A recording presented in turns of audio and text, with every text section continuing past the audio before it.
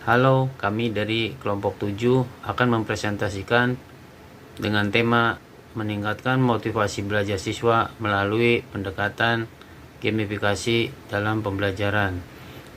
Materi ini disusun oleh Adi Wahono, Heliota Agung, Emra Kajayan, Hasniar, dan Fadel Anwar.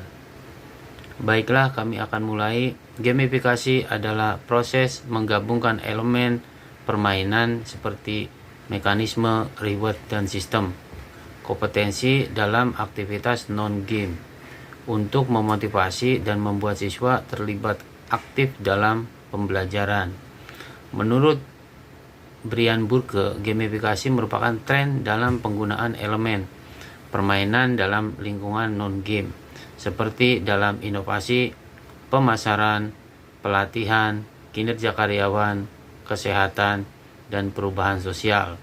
Demikian penyampaian dari saya. Slide selanjutnya akan dilanjutkan oleh Heliota Agung. Terima kasih. Terima kasih atas penjelasan Mas Adi sebelumnya. Saya lanjutkan.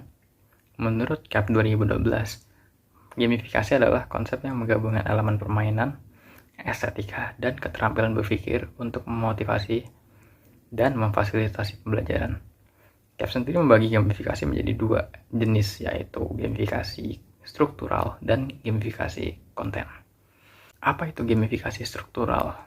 Gamifikasi struktural yaitu gamifikasi yang melibatkan penerapan elemen pemanfaatan untuk memotivasi siswa tanpa mengubah konten tersebut.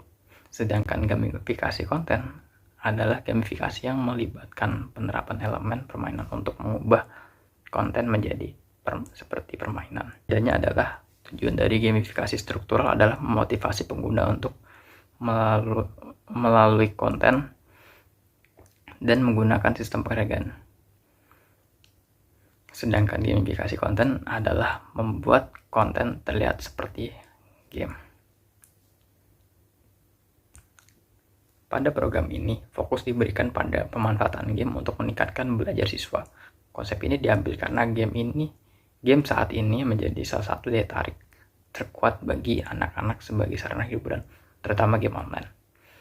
Oleh karena itu, program ini dibuat untuk memanfaatkan game untuk kepentingan pembelajaran. Selanjutnya akan dilanjutkan oleh Haraka. Terima kasih. Terima kasih kepada Kak Heliota yang sudah membacakan slide sebelumnya. Dan selanjutnya saya akan membacakan tentang tujuan dan kelebihan. Tujuan dari penggunaan game edukasi adalah untuk meningkatkan kemampuan dan pemahaman siswa dengan cara yang mudah dan menyenangkan serta membantu proses pendampingan belajar. Kelebihannya itu ada 4, yaitu yang pertama ada belajar jadi lebih menyenangkan, yang kedua mendorong siswa untuk menyelesaikan aktivitas pembelajarannya, yang ketiga membantu siswa lebih fokus dan memahami materi yang sedang dipelajari, yang keempat ada memberi kesempatan siswa untuk berkompetisi, bereksplorasi, dan berprestasi dalam kelas. Selanjutnya saya akan membacakan slide selanjutnya, yaitu ada metode penelitian. Ada 6. Yang pertama ada populasi dan sampel.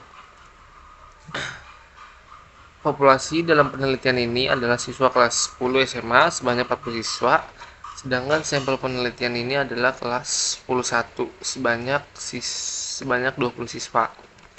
Yang kedua ada instrumen pengukuran. Instrumen yang digunakan adalah angket motivasi belajar siswa.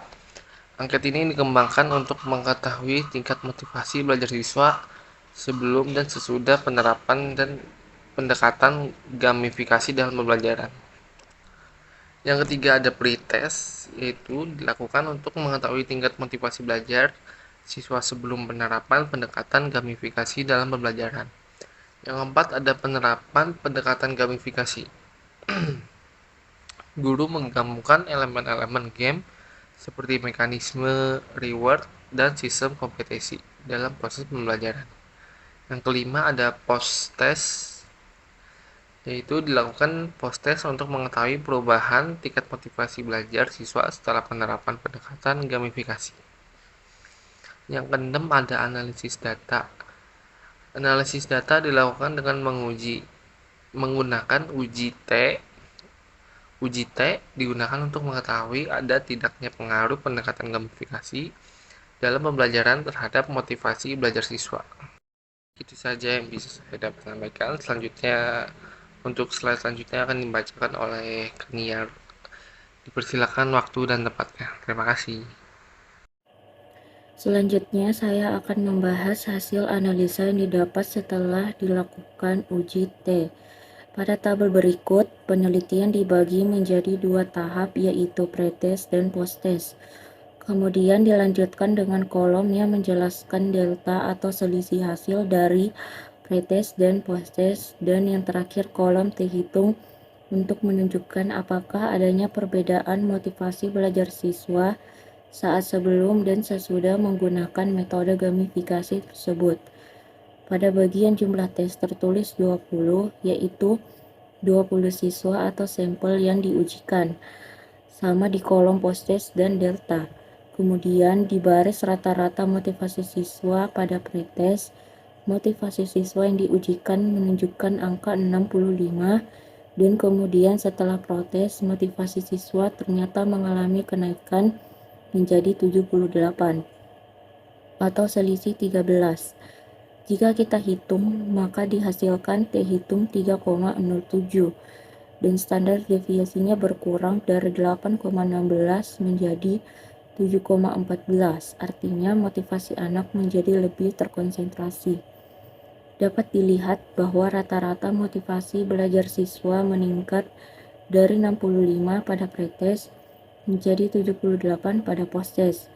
Selain itu, hasil uji T menunjukkan bahwa T hitung sebesar 3,07 yang lebih besar dari T tabel sebesar 1,833 pada taraf signifikan 5% dan derajat kebebasan 20 kurang 2 sama dengan 18.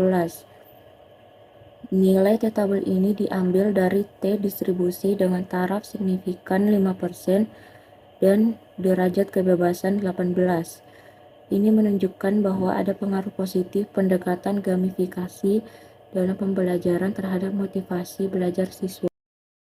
Assalamualaikum warahmatullahi wabarakatuh. Baiklah, kita telah sampai pada tahap kesimpulan dari penjelasan materi kelompok kami dengan judul meningkatkan motivasi belajar siswa melalui pendekatan gamifisika dalam pembelajaran.